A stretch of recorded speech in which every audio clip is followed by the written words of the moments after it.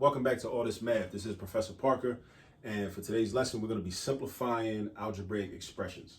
So take a look at what we got behind us. We have 2a minus the quantity. Remember, whenever you see parentheses, we call that a quantity. That's a quantity. 2a minus the quantity of 5a minus 9, right? First thing I'm going to do when I see a problem like this is I'm going to try to get rid of them parentheses. I don't want those parentheses, right? I want to simplify this by first getting rid of the parentheses. So how do I do that? What I do is I consider this minus sign that's in front of the parentheses, right? So this minus sign is actually technically a -1 that's being multiplied by this entire quantity, right?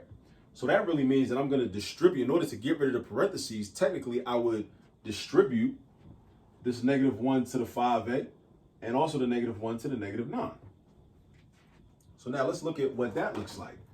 So the 2a don't change, right? We haven't done anything to the 2a yet. The 2a is just there. That's going to come down to the next step. So we got 2a, and then -1 times 5a is going to be -5a, and then -1 times -9 is going to be +9. Parentheses are gone. All right? Now I can combine like terms. Whenever I'm simplifying, I'm always looking for opportunities to combine like terms.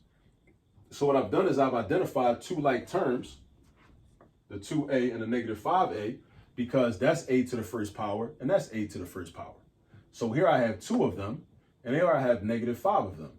So I can do 2 of them minus the 5 of them, and 2 minus 5 equals -3. So we got -3a plus 9. Now, you stop right here. This is the final answer, -3a plus 9. You should not add -3 and 9 and get +6 and make it 6a. You should not do that. You know why? Because a and 9 are not like terms. A is a variable. 9 is a constant. Variables and constants are not like terms. If this was a 9a, then these would be like terms. But this is not a 9a. It's just a 9. So therefore, you stop right there. Don't do too much. This is enough. All right? Draw your box around it, and you are done. Right? This is simplified. Look what we did. We got rid of the parentheses by using the distributive property. We recognized that this minus sign was really a -1 that was being multiplied by everything inside. And then after we did that, we combined like terms. That's what we did. We combined like terms.